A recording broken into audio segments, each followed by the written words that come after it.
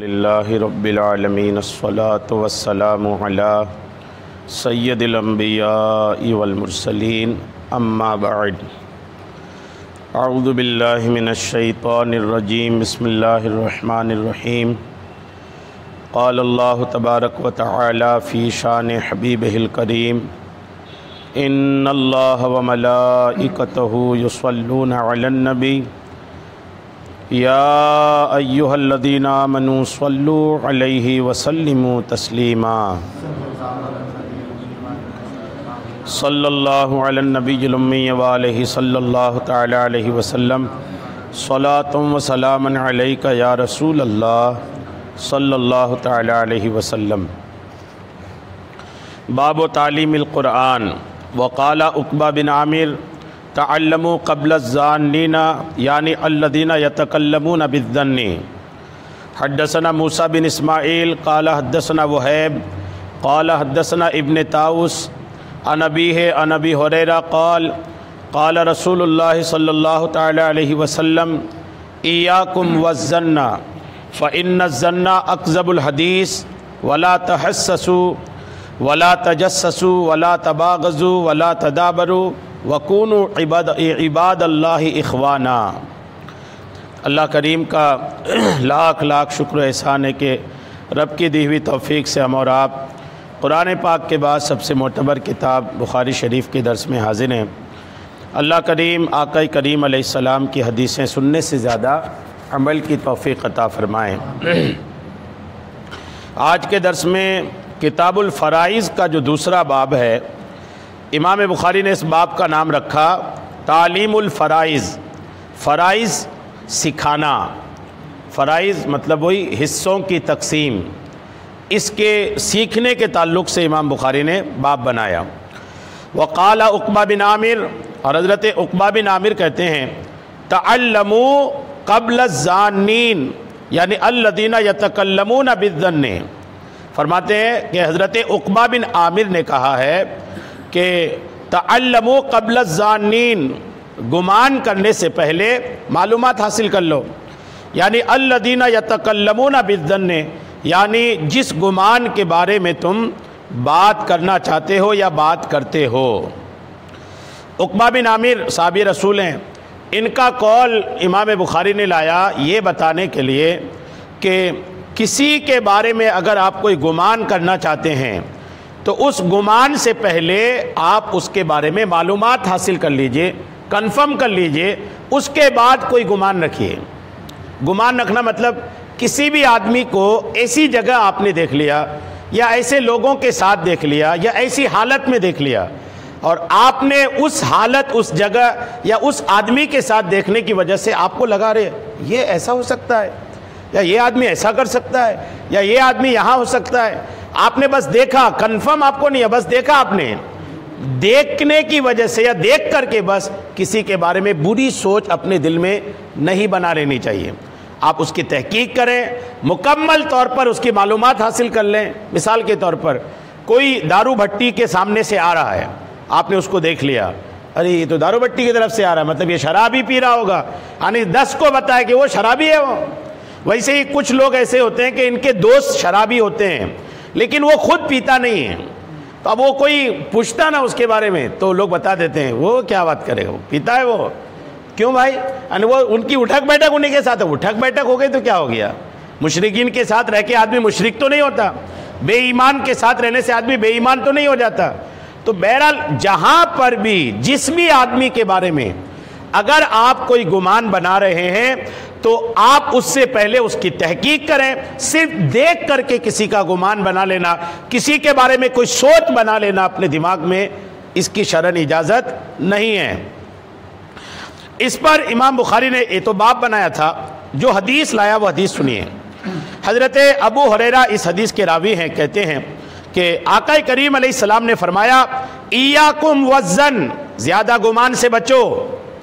آقا فرماتے ہیں قرآن کی آیت بھی اس سے ملتی جلتی ہے کہ زیادہ گمان کرنے سے بچیں، کسی بھی آدمی کے بارے میں خیالات بنانے سے بچیں، اور خاص کر برے خیال تو بنائیں نا، کسی بھی آدمی کا مسلمان اگر ہے تو آپ اس کی بات کو کہیں نہ کہیں ایک اچھے پیرائے میں لانے کی کوشش کریں، کوئی اچھا پہلو اس کا تلاشیں۔ جی ہاں، اگرچہ آپ کو بظاہر دکھنے میں غلط ہی لگ رہا ہے، لیکن پھر بھی ایک مسلمان کا حق ہے کہ آپ اس دکھنے میں جو غلط دکھ رہے ہیں نا، اس کو بھی کوئی اچھا لباس پہنا کر، اس سوچ کو بھی کسی اچھے پہلو میں لا کر اپنے آپ کو سمجھائے ایسا نہیں، یہ ایسا ہوگا، اور اچھا جو ہے نا اس کو لے کر اپنے دل میں گمان بنانی چاہیے، زبردستی کا برا گمان نہیں۔ آقا فرماتے ہیں ایاکم والظن، زیادہ گمان سے بچو، کیوں؟ فَإِنَّ الظَّنَّ أَكْذَبُ الْحَدِيثِ، اس لیے کہ گمان یہ جھوٹی گفتگو ہے، جھوٹی بات ہے۔ یہ اکثر گمان کرتے وقت آدمی جھوٹا ہو جاتا ہے۔ جی ہاں، جب تک کنفرم نہیں ہو، صرف ہلکا پھلکا اثرات کی وجہ سے کسی کے بارے میں کوئی بری دھارنا بنا لینا، یہ اکثر جھوٹے ہو جاتے ہیں۔ آقا کریم نے فرمایا، اور آقا فرماتے ہیں وَلَا تَحَسَّسُوا، آقا فرماتے ہیں کسی کی ٹوہ میں نہ پڑو، کسی کی ٹوہ میں یعنی کسی کی جاسوسی میں نہ پڑو، کسی کے پیچھے نہ پڑ جاؤ، کیا دیکھتے ہیں کیا کرتا ہے، دن رات کیسے کیا کرتا ہے، کہاں جاتا ہے، کہاں آتا ہے، کیا کر رہا ہے، کس سے مل رہا ہے۔ اگر کوئی شرعی ضرورت ہے تو سمجھ میں آتا ہے، لیکن بلا وجہ کسی مسلمان کا اس طرح پیچھا کرنا، آقا نے یہ بھی منع فرمایا۔ وَلَا تَجَسَّسُوا، جاسوسی نہ کرو، جاسوسی کرنے سے بھی منع ہے۔ جی ہاں، یہ عورتیں بہت کرتی ہیں، کان لگائیں گی، پڑوس کے کھڑکی میں کان لگا لیں گی، پڑوس کے دروازے پہ کان لگا لیں گی، اور گھر میں بازو میں جھگڑا ہو رہا ہے نا تو اپنے بچوں کو چپ کرا دیں گے، چپ ہو جاؤ کیا ہو رہا ہے، اس سے کیا کرنا ہے آپ کو، بازو میں جھگڑ رہی وہ جھگڑ لیں، لیکن اپنا گھر کا ماحول ٹی وی بند کر لیں گی، بچوں کو شانت کرا دے گی، وہ بازو سے آواز آ رہی ہے، یعنی اپنے گھر سے زیادہ ان کو دلچسپی بازو والوں کی ہے۔ یہ عورتوں میں بہت ہوتا ہے، اس کی اجازت نہیں ہے، اس کو ٹوہ لگانا بھی بولتے ہیں اور اس کو جاسوسی کرنا بھی بولتے ہیں۔ وَلَا تَبَاغَضُوا، اور بغض نہ رکھو، کسی مسلمان کے بارے میں حسد، بغض، کینہ، اپنے دل میں کسی کے لیے خرابی یہ نہیں کریں۔ وَلَا تَدَابَرُوا، اور قطع تعلق نہ کرو، رشتہ نہیں توڑو، مسلمان سے مسلمان اپنا رشتہ نہ توڑے۔ وَكُونُوا عِبَادَ اللَّهِ، اور اللہ کے وَكُونُوا عِبَادَ اللَّهِ إِخْوَانًا، اور اللہ کے بندو بھائی بھائی ہو جاؤ۔ وَكُونُوا عِبَادَ اللَّهِ إِخْوَانًا، آقا کریم نے کلیئر فرمایا اللہ کے بندو ہو تو بھائی بھائی ہو جاؤ، آپس میں بھائی چارگی اختیار کریں، اور جو بھی بھائی چارگی کے دشمن چیزیں ہیں آقا کریم علیہ السلام نے فرمایا ان چیزوں کو دور کریں۔ جاسوسی یہ بھائی چارگی ختم کرتا ہے، کسی کے ٹوہ میں پڑنا یہ بھائی چارگی کو ختم کرتا ہے، کسی کے بارے میں برا گمان کرنا یہ بھائی چارگی کو ختم کرتا ہے۔ ہم کسی کے بارے میں بلا وجہ بدگمانی کریں گے تو ہم اس سے محبت کیوں کریں گے؟ ہم تو برا گمان اس کے دل میں رکھ رہے ہیں نا۔ ہم کسی کے بارے میں اپنے سینے میں بغض اور حسد رکھیں گے تو ہم کیوں اس سے محبت کریں گے؟ ہمارے سینے میں تو بغض ہے ان کے بارے میں۔ ہم کسی کی جاسوسی کریں گے تو اب کسی بھی آدمی کی جاسوسی آپ کریں، ہر آدمی ہر وقت بہت اچھا نہیں ہوتا، کبھی نہ کبھی انسان ہے، کبھی نہ کبھی ان سے غلطی ہو جاتی ہے، کبھی کچھ ایسا ہو جاتا ہے کہ دیکھنے والوں کو لگتا ہے یہ ایسا بھی کر سکتا ہے، تو اب 24 گھنٹہ سی سی کیمرے کی طرح کسی کے پیچھے لگے رہیں گے، اور کوئی ایک بات ہو گئی کہ یار یہ ایسا کرتا ہے تو اب اس کو لے کر کے پھر آپ ایک دھارنا بنا لیں یار یہ ایسا آدمی ہے، یعنی وہ پانچوں پورے دن بھر کے 100 اچھا معاملہ آپ نے دیکھ لیا، کوئی ایک بات مائنس دیکھ لی اور بنا لیا برا گمان، تب یہ محبت تھوڑی قائم ہوگی۔ محبت تب ہوگی جب کسی بھی مسلمان کی آپ اچھی چیزوں کو یاد رکھیں، اگر آپ کوئی بری چیز دیکھیں تو اس کو ڈیلیٹ کریں، بھلائیں اس کو، اور اچھی چیزوں کو یاد رکھیں تو جا کے آپ کو اس مسلمان سے محبت قائم ہوگی، تب جا کے بھائی چارگی قائم ہوگی۔ اللہ کرے کہ یہ صورتحال پیدا ہو جائے۔ آپس میں مسلمان کی بھائی چارگی پر آئیے کچھ باتیں سنتے ہیں۔ جب دو بھائی آپس میں ملتے ہیں، احیاء العلوم ہے یہ امام غزالی رحمۃ اللہ علیہ کی بہت بڑے عالم ہیں، یہ فرماتے ہیں کہ جب دو بھائی آپس میں ملتے ہیں تو ان کی مثال دو ہاتھوں کی سی ہوتی ہیں کہ ان میں سے ایک دوسرے کو دھوتا ہے۔ کیا مثال ہے؟ دو ہاتھ جو ہوتے ہیں نا، یہ دو ہاتھ آپس میں جب آپ صابن لیتے ہیں دھوتے ہیں تو یہ اس کو دھوتا ہے، یہ اس کو دھوتا ہے، یعنی یہ اس کا میل دور کرتا ہے، یہ اس کا میل دور کرتا ہے، دونوں ایک دوسرے کو کلین کرتے ہیں، گندا نہیں کرتے۔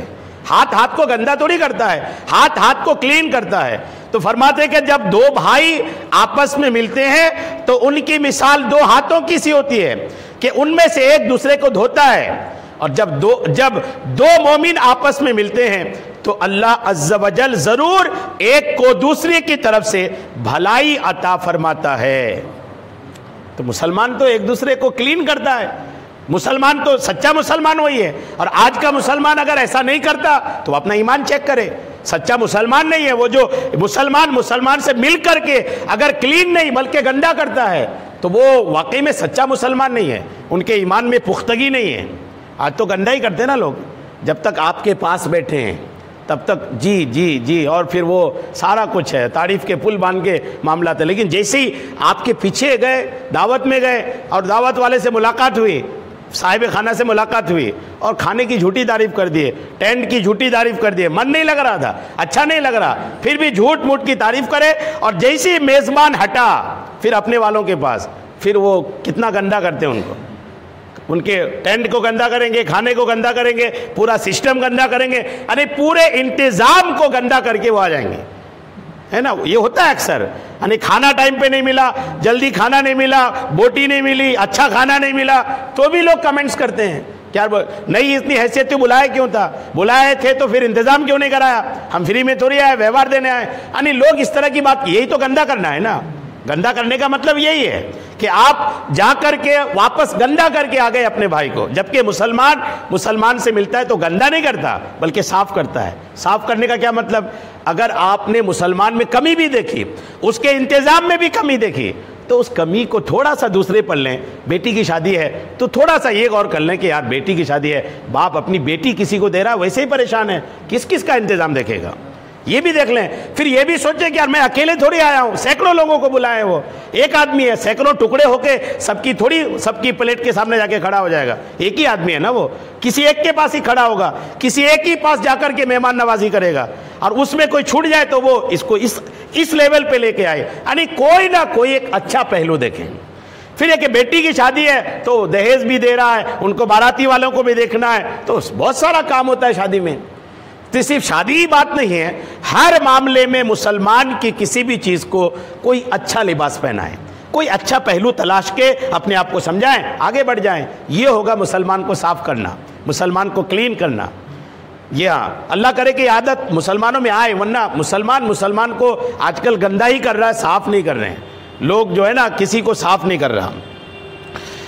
فرماتے ہیں کہ جو شخص اللہ کی رضا کے لیے کسی کو اپنا بھائی بنائے تو اللہ اسے جنت میں بلند درجہ عطا فرمائے گا۔ کسی مسلمان کو، مسلمان تو بھائی ہے ہی ہے، لیکن اور آپ سے ملنے جلنے والا ہے، آپ نے ایک بھائی کا درجہ دیا ان کو، اور ہر وقت بھائی کر کے بلائے، محبت سے ان کو پکارے، اور ہر وقت ان کو اچھے برے وقت میں یاد رکھے، اچھے برے وقت میں ان کو ساتھ دیے، یعنی یہ ایسا بھائی بنانا، آقا فرماتے ہیں کہ جنت میں ان کا درجہ بلند فرمائے گا، جس تک وہ اپنے کسی عمل کی بدولت نہیں پہنچ سکتا۔ یعنی بھائی بنانے میں جنت میں وہ درجہ ملتا ہے جو درجہ کوئی عمل کر کے نہیں پا سکتا۔ کتنی بڑی بات ہوئی نا، عمل مطلب نماز، روزہ، حج، زکوٰۃ، صدقات، خیرات، یعنی نیکیاں جتنی بھی ہیں، یہ ساری نیکی سے وہ مقام حاصل نہیں ہو سکتا جو مقام کسی مسلمان کو بھائی بنانے سے حاصل ہوتا ہے۔ کیا شان ہے اسلام کی، مسلمان کے لیے کیسا ہونا چاہیے۔ دیکھیے حضرت ابو ادریس خولانی نے حضرت سیدنا معاذ ابن جبل رضی اللہ تعالیٰ عنہ سے عرض کی، میں اللہ کی رضا کے لیے آپ سے محبت کرتا ہوں۔ اب ابو ادریس خولانی یہ بزرگ ہیں، تابعی بزرگ ہیں، یہ ایک صحابی حضرت معاذ ابن جبل سے کہا کہ میں اللہ کی خوشی کے لیے آپ سے محبت کرتا ہوں۔ سیدنا معاذ رضی اللہ تعالیٰ عنہ صحابی رسول نے فرمایا، تمہیں مبارک ہو، میں نے رسول کریم علیہ السلام کو ارشاد فرماتے سنا، قیامت کے دن بعض لوگوں کے لیے عرش کے آس پاس کرسیاں لگائی جائیں گی، ان کے چہرے 14ویں کے چاند کی طرح چمکدار ہوں گے، اور لوگ گھبراہٹ کا شکار ہوں گے جبکہ انہیں کوئی گھبراہٹ نہیں ہوگی، لوگ خوف زدہ ہوں گے، ڈرے ہوں گے لیکن انہیں کوئی خوف نہ ہوگا، وہ اللہ کے دوست ہیں جن پر نہ کوئی اندیشہ ہے نہ کچھ غم۔ عرض کی گئی، یا رسول اللہ یہ کون لوگ ہیں جنہیں کوئی خوف کوئی اندیشہ نہیں، عرش کے پاس کرسیوں میں بیٹھے ہوں گے؟ تو ارشاد فرمایا، یہ وہ لوگ ہوں گے جو اللہ کی خوشی کے لیے آپس میں محبت کرنے والے ہیں، اللہ کو خوش کرنے کے لیے۔ مسلمان ایک دوسرے سے محبت کرے، لیکن کس کے لیے؟ اللہ کو خوش کرنے کے لیے۔ یہ کب ہوتا ہے؟ اللہ کے لیے ایک دوسرے سے محبت کب ہوگی؟ جب آدمی اللہ والوں سے محبت کرے گا۔ ظاہر سی بات ہے، ایک جواری سے یا ایک چور سے، ایک ڈاکو سے آدمی اللہ کے لیے کیسے محبت کرے گا؟ اس کا تو پیشہ چوری ہے، ڈاکو ہے، چھنتائی ہے۔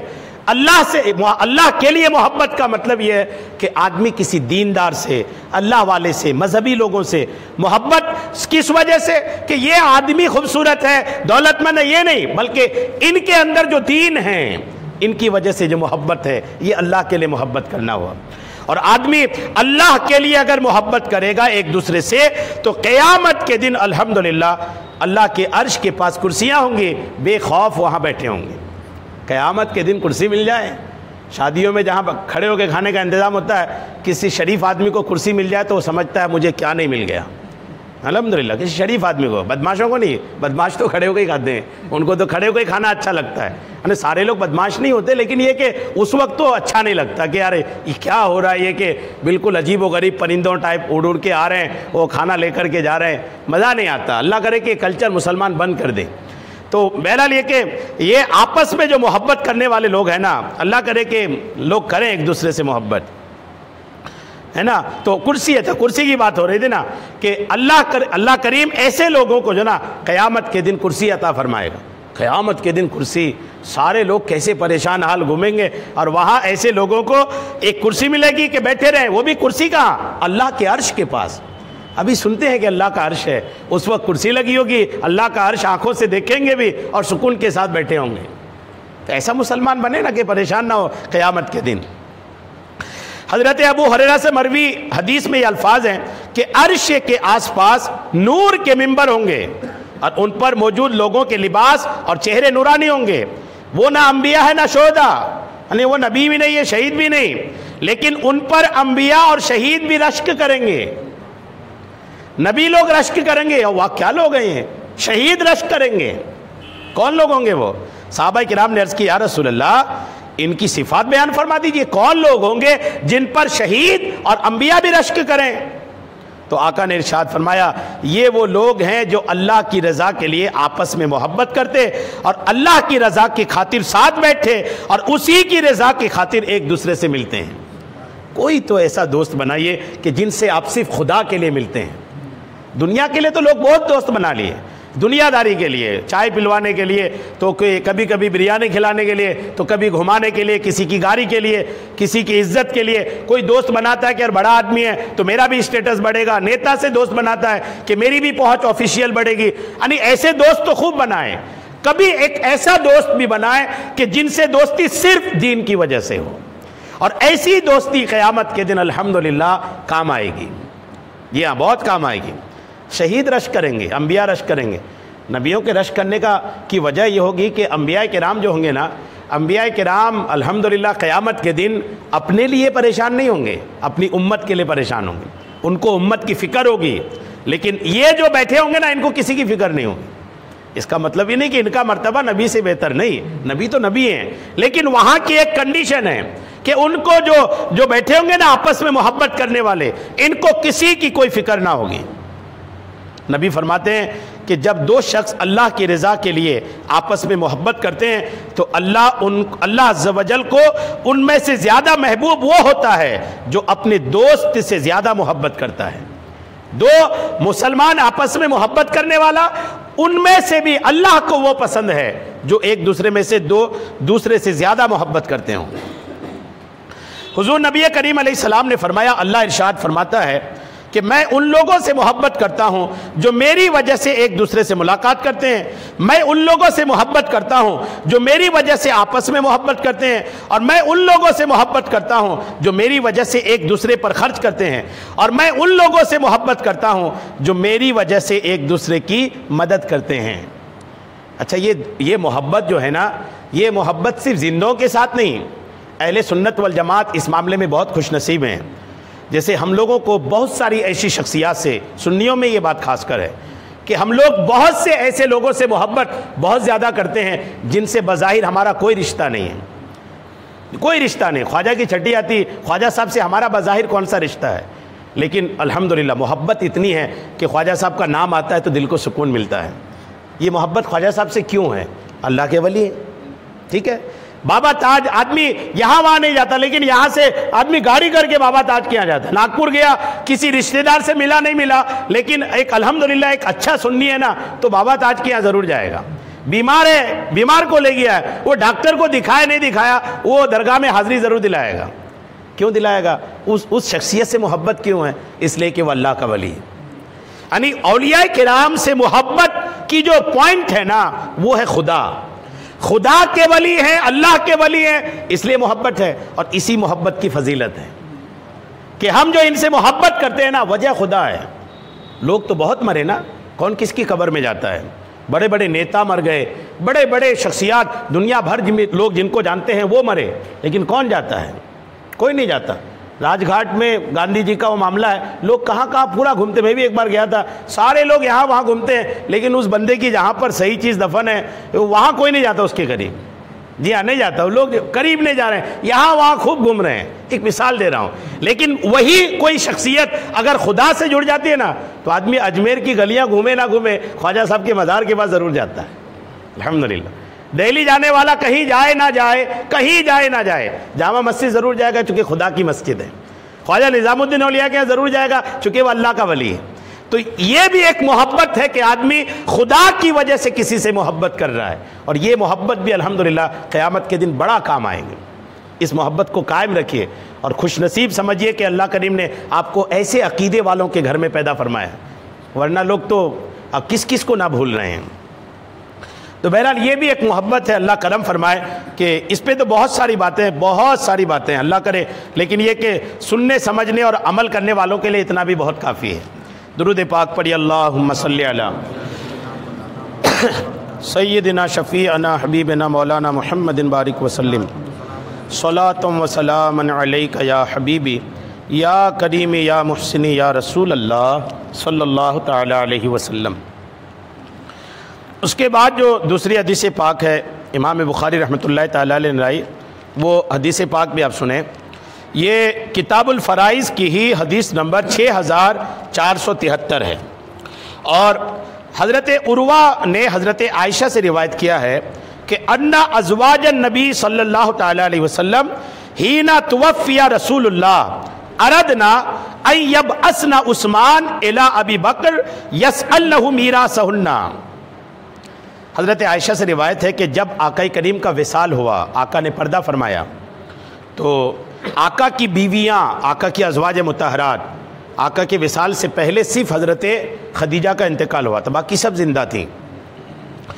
حضرت عائشہ کہتی ہیں کہ آقا کی ساری بیویاں عائشہ کے علاوہ سب حضور کے وصال کے بعد مشورہ کی آپس میں بیٹھی کہ عثمان کو بھیجتے ہیں ابو بکر صدیق کے پاس، تاکہ رسول اللہ کی جو میراث ہے وہ ہم لوگوں میں تقسیم کر دیں۔ کن نے سوچی؟ حضرت عائشہ کے علاوہ تمام بیویاں مشورہ کی۔ عثمان کو اس لیے بھیجے کہ حضرت عثمان غنی یہ حضور علیہ السلام کے داماد ہیں، تو یہ گھر کے آدمی ہوئے۔ تو حضرت عثمان غنی کو انہوں نے سوچا کہ ان کو بھیجتے ہیں صدیق اکبر کے پاس۔ صدیق اکبر کے پاس کیوں؟ اس لیے کہ مسلمانوں کے خلیفہ وہی بنے تھے۔ اب جب بھیجنے کی باری آئی نا، تو خبر آئی حضرت عائشہ کے پاس بھی کہ ایسا ہم لوگ کرنا چاہ رہے ہیں۔ عائشہ کو بھی شامل کیا دیگر بیویوں نے کہ ہم لوگ کرنا چاہتے ہیں کہ عثمان کو بھیجے صدیق اکبر کے پاس کہ رسول اللہ کی جو میراث ہیں وہ ہم لوگوں پر تقسیم کر دیا جائے۔ میراث سمجھ گئے نا، مرنے والا جو مال چھوڑ کے مرتا ہے وہ۔ فقالت عائشہ، سیدہ عائشہ کا جواب سنیے، عائشہ کا جواب نہیں ہے، سیدہ عائشہ رضی اللہ تعالیٰ عنہ حضور کی ازواج میں الحمدللہ۔ آپ سنیے، سیدہ عائشہ کہنے لگی آقا کی دیگر ازواج مطہرات سے، الیس قد قال رسول اللہ لا نورث ما ترکنا صدقۃ۔ سیدہ عائشہ نے کہی کہ کیا اللہ کے رسول نے یہ نہیں فرمایا کہ جو ہم ورثہ چھوڑیں وہ سب کے سب صدقہ ہے؟ فرمایا کہ تم لوگ کو یہ معلوم نہیں ہے کیا کہ آقا کریم نے یہ فرمایا کہ میرے بعد جو میں وراثت چھوڑوں، میں ترکہ چھوڑوں، میں مال چھوڑوں، وہ سارا مال صدقہ ہے، غریبوں پر تقسیم نہیں ہوگی اس کی۔ کنہوں نے کہی؟ سیدہ عائشہ نے۔ سیدہ عائشہ رضی اللہ تعالیٰ عنہ حضور کی 11 بیویوں میں ایک کا انتقال ہوا تھا، باقی 10 تھی، 10 میں سے 9 اس بات پر اتفاق رکھ رہی تھی کہ عثمان غنی کو بھیجے ابو بکر صدیق کے پاس، حضور کی ملکیت کی جو چیز ہے وہ ہم پر تقسیم کر دیا جائے۔ اکیلے سیدہ عائشہ نے یاد دلایا کہ بہنوں ایسا نہیں ہے، اللہ کے رسول نے فرمایا ہے کہ میں جو مال چھوڑ کے مروں وہ سارا کے سارا مال فی سبیل اللہ صدقہ ہے، ہماری وراثت تقسیم نہیں ہوگی۔ اس سے کیا سمجھ میں آتا ہے کہ آقا کریم علیہ السلام کی ازواج مطہرات میں سیدہ عائشہ صدیقہ رضی اللہ تعالی عنہا زبردست عالمہ تھی، مفتیہ تھی، محدثہ تھی، زبردست علم اللہ نے سیدہ عائشہ کو دیا تھا۔ سیدہ عائشہ صرف 9 سال کی تھی نا جب رخصتی ہوئی تھی، 6 سال کی عمر میں نکاح ہوا تھا، 9 سال کی عمر میں رخصتی ہوئی، اور آقا کے ساتھ ایک لمبی عمر، انہوں نے ایک لمبا وقت سیدہ عائشہ حضور کے ساتھ گزاری، اور وہ بھی عمر کی شروعاتی وقت میں، ٹھیک ہے، شروعاتی وقت میں آپ اس وقت جوان ہو رہی تھی، ٹھیک ہے۔ 9 سال سن کر کے آپ حیرت نہیں کیجیے گا، چونکہ عرب کی لڑکیاں اس وقت 9 سال میں ایسی ہو جاتی تھی کہ شوہر کے ساتھ رہیں۔ عرب ہے، عرب کی عورتیں آج بھی 100 سال کے بعد بچہ جنتی ہیں، ہندوستان کی عورتیں 40-50 کے بعد اس قابل نہیں رہتی، لیکن عرب کی مٹی، عرب کی آب و ہوا میں وہ بات ہے کہ آج بھی 100 سال کے بعد وہاں کی عورتیں بچہ جننے قابل رہتی ہیں۔ جی ہاں، اس وقت تو اور زیادہ تھی، آج وہ کھان پان کی وجہ سے ہو سکتا ہے کمزوری آئے، لیکن کتابوں میں لکھا ہے کہ 100 سال کے بعد بھی عرب کی عورتیں بچہ جننے کے قابل ہوتی تھیں، تو وہ مضبوط ہوتی تھی۔ تو 9 سال کی عمر میں رخصتی ہوئی، اس کے بعد ایک لمبا وقت سیدہ عائشہ نے حضور کے ساتھ رہی۔ فائدہ کیا ہوا؟ دیگر جو عورتیں تھیں وہ سب کے سب پہلے سے شادی شدہ تھی، عمر دراز تھی، ٹھیک ہے، عمر دراز بھی تھی، شادی شدہ بھی تھی۔ سیدہ عائشہ یہ الحمدللہ پہلی شادی، دوسرے شوہر کا مسئلہ نہیں ہے، دوسرے شوہر سے بچوں کا مسئلہ نہیں ہے، اور دیگر جو آقا کی بیویاں تھیں ان کی دوسرے شوہروں کے ساتھ بچے بھی تھی بہت ساروں کی۔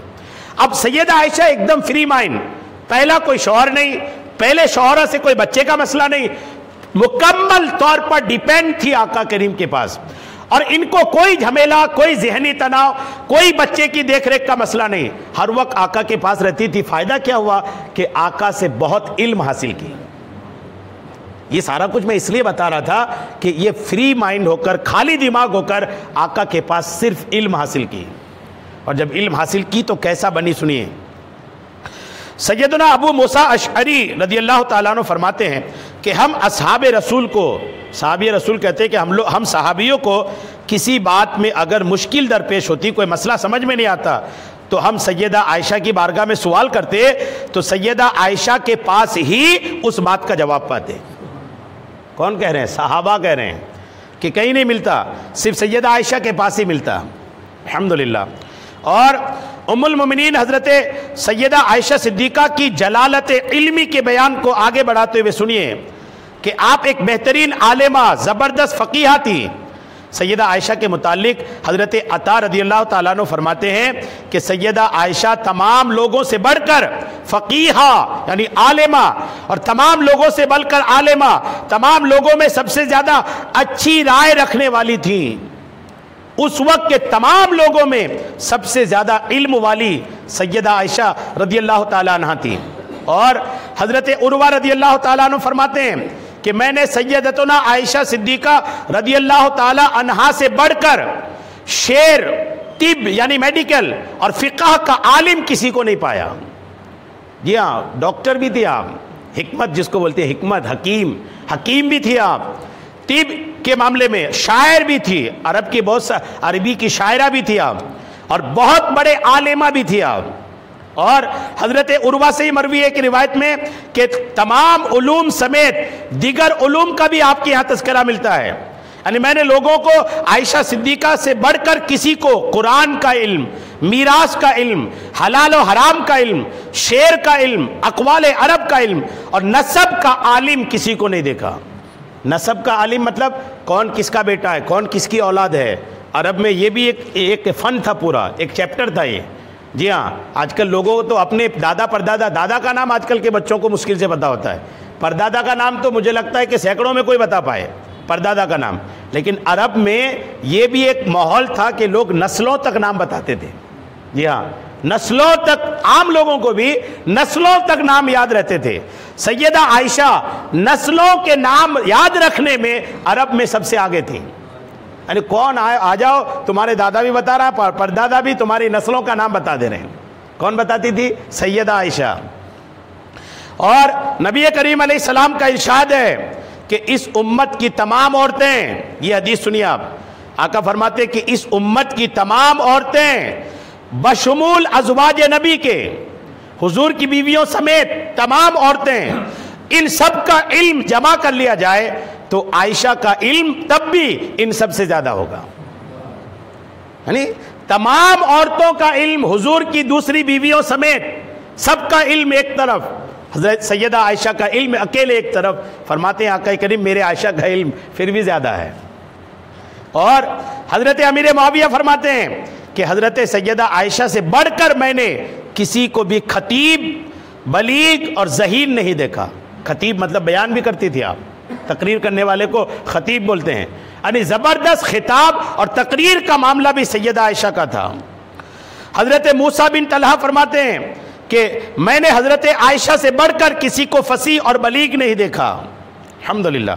یعنی فصاحت و بلاغت میں بھی آپ اپنا مثال نہیں رکھتی تھی. سیدہ عائشہ عمر میں آقا کریم کی تمام بیویوں میں سب سے چھوٹی تھی، ایج میں سب سے چھوٹی تھی، مگر علم، فضل، زہد، تقوی، سخاوت، شجاعت اور عبادت و ریاضت میں سب سے بڑھ کر ہوئی. اور اس کو فضل خداوندی کے سوا اور کیا کہا جا سکتا ہے؟ عمر میں چھوٹی لیکن فضل و کمال میں سب سے اوپر. حضرت عروہ ابن زبیر رضی اللہ تعالیٰ عنہ جو آپ رضی اللہ تعالیٰ عنہ کے بھانجے تھے، سیدہ عائشہ کے بھانجے تھے، ان کا بیان ہے کہ فقہ اور حدیث کے علاوہ میں نے حضرت سیدتنا عائشہ صدیقہ رضی اللہ تعالیٰ عنہ سے بڑھ کر کسی کو اشعار عرب کا جاننے والا نہیں پایا. سیدہ عائشہ دوران گفتگو میں ہر موقع پر کوئی نہ کوئی شعر پڑھ دیا کرتی تھی. شعر و شاعری بھی بہت جانتی تھی اور بات بات میں اپنی گفتگو کو سیٹ کرنے کے لیے وہاں شعر بھی بیان کرتی تھی. جی ہاں، عرب میں یہ بھی بہت چلن میں تھا، شاعری بہت چلتی تھی عرب میں. عرب کی شاعری آج بھی مدرسوں میں پڑھائی جاتی ہے اور آپ پڑھیں گے تو یقین مانیں کہ ایسی شاعری اور الفاظ کے ایسا چناؤ کہ جو نہیں جانتا عربی نا، معنی سمجھ میں نہیں ہے پھر بھی پڑھ کے مزہ آتا ہے. ایسی زبردست شاعری. حضرت علی بھی بہت بڑے شاعر تھے. جی ہاں. اور علامہ زرقانی فرماتے ہیں کہ عروہ ابن زبیر ایک دن حیران ہو کر سیدہ بی بی عائشہ سے عرض کیا کہ اماں جان، مجھے آپ کے علم فقہ پر کوئی تعجب نہیں. ایک نے پوچھا سیدہ عائشہ سے کہ آپ مسائل جانتے ہیں؟ ہمیں کوئی تعجب نہیں، چونکہ آپ حضور کے ساتھ رہی تو مسائل تو جانیں گے ہی. رسول اللہ کی زوجہ اور ابو بکر صدیق کی بیٹی ہونے کے شرف آپ نے پایا ہے. اسی طرح مجھے اس پر بھی کوئی تعجب اور حیرانی نہیں ہے کہ آپ کو اس قدر زیادہ عرب کے اشعار کیوں اور کس طرح یاد ہو گئے. مجھے تعجب نہیں ہے، اس لیے کہ میں جانتا ہوں کہ آپ امیر المومنین ابو بکر صدیق کی نور نظر ہیں. مگر میں اس بات پر بہت حیران ہوں کہ آخر یہ طبی معلومات یعنی میڈیکلی معلومات آپ کو کہاں سے اور کیسے حاصل ہو گئیں؟ یعنی آپ حکیم کیسے بن گئیں؟ آپ عالم ہیں اس لیے سمجھ میں آتا کہ رسول اللہ کی بیوی ہیں، صدیق اکبر کی بیٹی ہیں، سمجھ میں آتا یہاں سے آپ نے سیکھ لیا. لیکن آپ یہ حکمت کیسے جان گئی؟ سیدہ عائشہ کا جواب سنیے. سیدہ عائشہ صدیقہ رضی اللہ تعالی عنہا نے اپنے بھانجے عروہ کے کندھوں پر تھپکی دیتے ہوئے فرمایا، ایک انداز ہوتا نا، کاندھوں پہ تھپکی دیا اور فرمایا، اے عروہ، اللہ کے حبیب، طبیبوں کے طبیب صلی اللہ تعالی علیہ وسلم اپنی آخری عمر میں اکثر بیمار ہو جایا کرتے تھے، اور جب آخری نبی بیمار ہوتے تھے نا تو عرب اور عجم کے بڑے بڑے ڈاکٹر، بڑے بڑے حکیم، بڑے بڑے طبیب حضور کے لیے دواؤں کے نسخے دیا کرتے تھے. بڑے بڑے طبیب خود آتے تھے، یہ نسخہ لے لیں، یہ نسخہ لے لیں. حضور کی خدمت کوئی بڑا بیمار ہوتا ہے تو ڈاکٹر لوگ خود نہیں آ جاتے کہ ہم بھی اپنی سیوا دیں.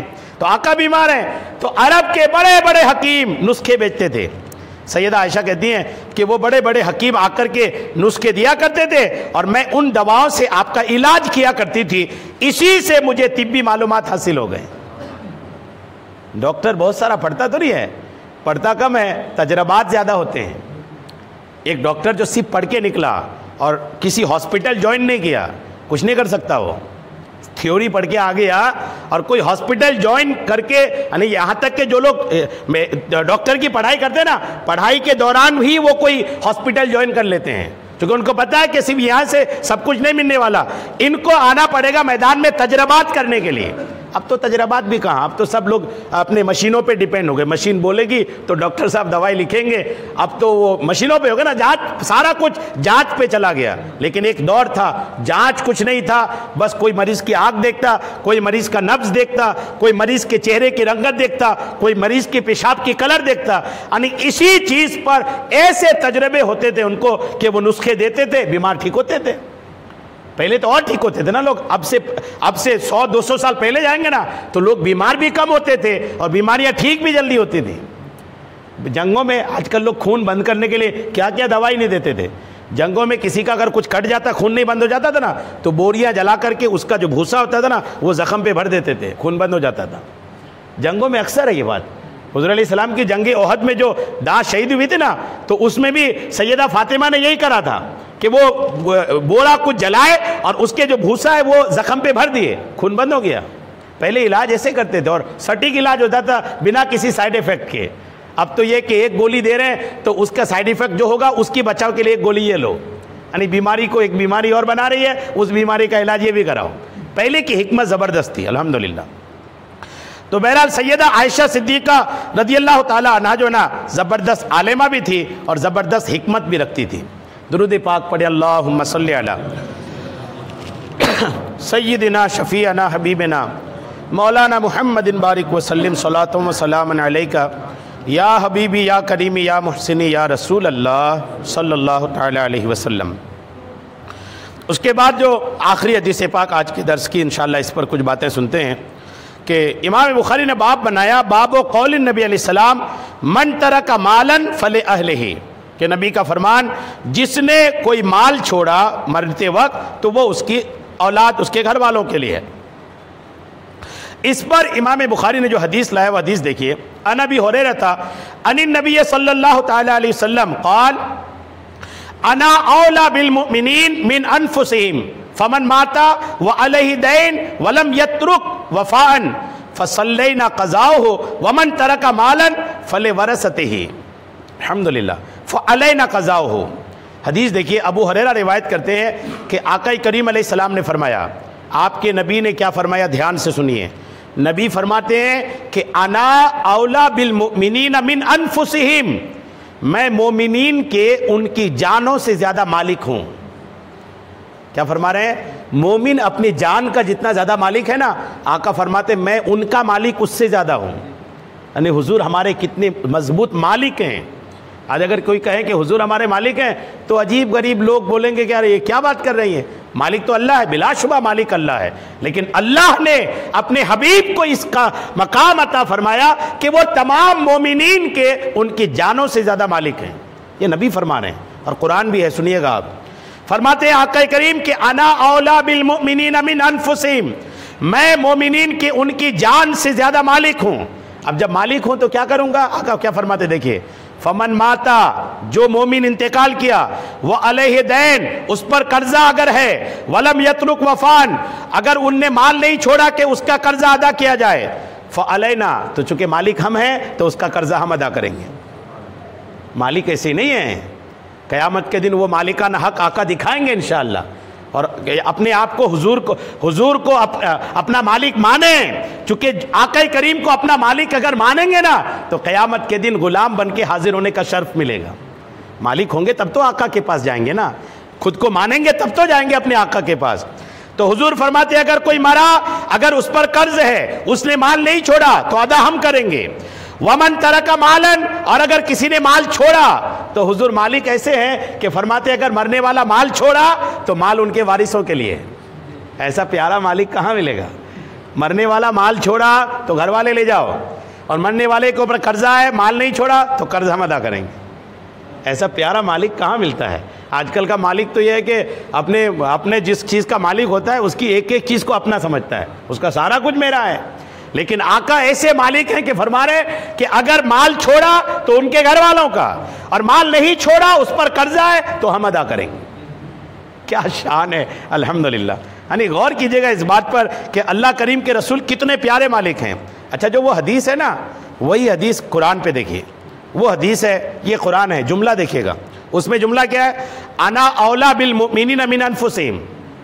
سورہ احزاب کی آیت نمبر 6 ہے، اللہ فرماتا ہے, وہاں نبی نے فرمایا, یہاں اللہ فرما رہا ہے النبی اولا بالمؤمنین من انفسہم وازواجہ امہاتہم. جملہ وہی نا, النبی اولا بالمؤمنین من انفسہم, اور وہاں فرمایا انا اولا بالمؤمنین من انفسہم. وہاں انا ہے, یہاں نبی ہے, اور انا کا مطلب بھی میں ہی ہوتا ہے. تو حضور چونکہ وہاں اپنی بات کر رہے تھے تو انا کہا, اور اللہ یہاں نبی کی بات کر رہا ہے تو یہ اللہ نے نبی کا لفظ استعمال کیا. اور اس سیم جملہ حدیث میں اور وہی جملہ قرآن پاک میں جس میں کلیئرلی یہ بات ہے کہ یہ نبی مسلمانوں کا ان کی جان سے زیادہ مالک ہے. قرآن نے بھی یہی کہا, حدیث بھی یہی کہہ رہی. اور اس میں ایک بات اور اس میں ایڈ ہے قرآن پاک میں کہ وہ ازواجہ امہاتہم, اور ان کی بیویاں ان کی مائیں ہیں. یعنی حضور کی بیویاں امت کی ماں ہیں. ام المومنین بولتے ہیں نا, حضور علیہ السلام کی جو بیویاں ہیں یہ امت کی مائیں ہیں. اچھا, آقا کریم علیہ السلام جو یہ مالک ہے نا, اس پر آئیے کچھ باتیں سنتے ہیں. حضرت ابو ہریرہ رضی اللہ تعالیٰ عنہ سے روایت ہے, سید المرسلین نے ارشاد فرمایا میری مثال اور لوگوں کی مثال ایسی ہے. آقا فرماتے میری مثال اور لوگوں کی مثال ایسی ہے جیسے کسی آدمی نے آگ جلائی. جب اس نے اپنے ماحول کو روشن کیا, آگ جلا کر آس پاس کو روشن کر لیا, تو پروانے اور آگ میں گرنے والے کیڑے اس میں گرنا شروع ہو گئے. آگ جیسی جلتی تو پروانے اس میں جھومتے نا, پروانے اس میں گرنا شروع ہو گئے. تو وہ آدمی انہیں آگ سے ہٹانے لگا, جس نے آگ جلایا وہ لوگ ان پروانوں کو بچانے لگا, لیکن وہ اس پر غالب آ کر آگ میں گرتے ہی رہے. تو آقا فرماتے ہیں پس میں کمر سے پکڑ کر تمہیں آگ سے کھینچ رہا ہوں اور تم ہو کہ اس میں گرتے ہی جا رہے ہو. یعنی آقا جو یہ جہنم کے بارے میں, جنت کے بارے میں, عبادات کے بارے میں اتنا سارا کچھ جو حضور بیان کیے ہیں, یہ اس لیے کہ میری امت آگ سے بچ جائے, جہنم سے بچ جائے. تو حضور فرما رہے میں تو تمہیں کمر سے پکڑ پکڑ کر بچانے کی کوشش کر رہا ہوں, لیکن تم لوگوں کے گرتے چلے جا رہے ہو. یہ نبی فرما رہے ہیں. لوگوں کا حال وہی تو ہے نا, کتنے لوگ اللہ کے رسول کے فرمان کے مطابق چل رہے ہیں, اکثر تو جہنمیوں والے کام کر رہے ہیں نا. حضور کی مالکیت دیکھیے, اعلیٰ حضرت امام احمد رضا فرماتے ہیں سچی کامل مالکیت وہ ہے کہ جان اور جسم سب کو محیط اور جن و بشر سب کو شامل ہے. یعنی اولا بالتصرف, تصرف کرنے کا ایسا مالک ہونا کہ اس کے حضور کسی کو اپنی جان کا بھی اصلاً اختیار نہ ہو. یعنی حضور کی بارگاہ میں لوگ ایسے ہیں کہ وہاں لوگوں کو اپنی جان کا بھی کوئی پاور نہیں ہے, سارا پاور اللہ نے اپنے محبوب کو عطا فرمایا. یہ مالکیت حقہ, صادقہ, محیط, شاملہ, تامہ, کاملہ حضور مالک الناس صلی اللہ تعالیٰ علیہ وسلم کو بخلافت کبریٰ, حضرت کبریاء اللہ تعالیٰ الحمدللہ اللہ تبارک و تعالیٰ نے اس کو عطا فرمایا ہے. فرمایا کہ نبی زیادہ والی اور مالک و مختار ہے تمام اہل ایمان کا خود ان کی جانوں سے. ایک یہ, اور اللہ تبارک و تعالیٰ نے دوسری جگہ فرمایا کہ نہیں پہنچتا کسی مسلمان مرد نہ کسی مسلمان عورت کو کہ جب حکم کر دیں اللہ اور اس کے رسول کسی بات کا کہ انہیں کچھ اختیار رہے اپنی جانوں کا, اور جو حکم نہ مانے اللہ و رسول کا تو وہ کھلا گمراہ ہوا. یعنی حضور, یہ قرآن کی آیت ہے, اس میں یہ کہا گیا کہ اگر اللہ اور اس کے رسول نے کسی کے بارے میں کوئی فیصلہ کر دیا تو اب اس آدمی کو کوئی اختیار نہیں بچتا کہ اس فیصلے کے خلاف کوئی بات کرے. 100% اس کو وہ بات ماننی پڑے گی. کیوں؟ ایک تو اللہ جو سب سے بڑا مالک ہے اس کا بھی فیصلہ ہے, اور اللہ نے جو رسول کو امت کا مالک بنایا ہے اس نے بھی فیصلہ کر دیا. تو اللہ رسول کے فیصلے کے بعد کسی کو کوئی اختیار نہیں.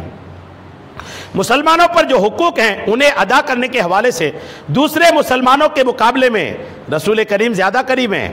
ابو ہریرہ سے روایت ہے کہ سید المرسلین نے ارشاد فرمایا میں دنیا اور آخرت میں ہر مومن کا سب سے زیادہ قریبی ہوں. سب سے زیادہ قریبی دنیا اور آخرت میں ہر مومن کا کون ہے؟ آقا فرماتے میں ہوں. اور آقا فرماتے ہیں کہ اگر نہیں سمجھ میں آ رہا تو یہ آیت پڑھ لو کہ النبی اولا بالمؤمنین من انفسہم. آقا نے ریفرنس بھی دیا. تو جس مسلمان کا انتقال ہو جائے اور مال چھوڑے تو وہ اس کے وارثوں کا ہے, اور جو قرض یا مال بچے چھوڑ جائے تو وہ میرے پاس آئیں کہ میں ان کا مددگار ہوں. یعنی اگر بچے چھوڑ کے گئے چھوٹے چھوٹے بچے تو آقا فرماتے ہیں کہ ان کے بچے میرے پاس آ جائیں، ان کے بچوں کی دیکھ بھال کفالت میں کروں گا، مالک ہوں۔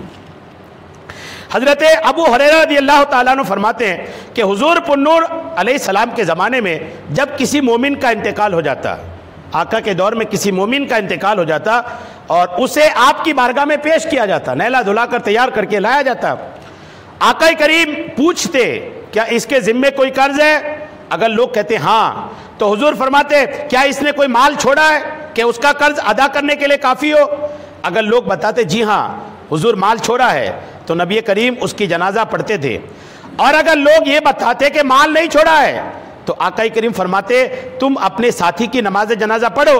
پھر جب اللہ تعالیٰ نے ہمیں فتوحات عطا فرمائی تو نبی کریم نے ارشاد فرمایا میں مومنوں کے ان کی جانوں سے بھی زیادہ قریبی ہوں، جس نے قرض چھوڑا وہ میرے ذمے ہے اور جس نے مال چھوڑا وہ وارث کے لیے ہے۔ سبحان اللہ، یعنی آقا کریم علیہ السلام ہمارے ایسے مالک ہیں کہ اللہ کریم کے پیارے رسول فرماتے ہیں مال چھوڑا تو گھر والے لے لے اور اگر قرض چھوڑا تو ہم اس کو ادا کریں گے۔ تو یہ جو قرآن اور حدیث یہ جو بات کو کلیئر کیا نا کہ حضور ہمارے مالک ہیں، تو اس کو جتنا زیادہ آپ اس کو اپنے دل میں بٹھائے نا اتنی زیادہ قیامت میں بھلائی ہوگی۔ جی ہاں، آدمی اپنے کسی کا بھی نوکر ہے، وہ نوکر اپنی غلامی دکھاتا ہے نا تو مالک خوش ہوتا ہے، پھر اس کو شام کو کچھ تحفہ بھی دیتا ہے، ٹپس بھی دیتا ہے کہ یار دن بھر ٹھیک ٹھاک غلامی دکھائے۔ غلامی تو آج کل نہیں، لیکن کام کرنے والا، آپ کے پاس کام کرنے والا اگر ایمانداری سے محبت سے اور جیل جان لگا کر کے کام کرتا ہے تو جتنی مزدوری طے ہوئی نا آپ اس سے بڑھا کے دیتے ہیں۔ ایک انسانیت بھی ہوتی ہے، آدمی خوش ہو کر دیتا ہے، تو ویسے ہی آپ اپنے آپ کو رسول اللہ کی بارگاہ میں ایسا پیش کر دیں کہ یا رسول اللہ آپ ہمارے مالک ہیں، ہم آپ کے ہر حکم پر سر جھکا کر کے آپ کے حکم پر چلیں گے، یعنی جتنی زیادہ اللہ کے رسول کی بارگاہ میں خود کو جھکائیں گے قیامت کے دن اللہ کے رسول ویسے ہی عطا فرمائیں گے۔ الحمدللہ، اللہ کریم ہم سب کو عمل کی توفیق عطا فرمائے، آمین بجاہ النبی الامین صلی اللہ تعالی علیہ وسلم۔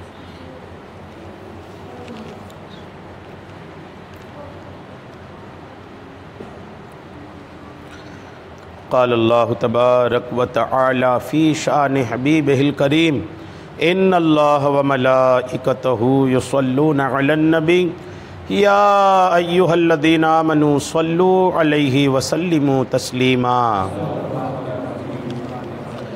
صلی اللہ علی النبی الامی وآلہ صلی اللہ تعالی علیہ وسلم۔ صلاۃ و سلام علیک یا رسول اللہ۔ سبحان ربک رب العزت عما یصفون وسلام علی المرسلین والحمد للہ رب العالمین بحق لا الہ الا اللہ محمد۔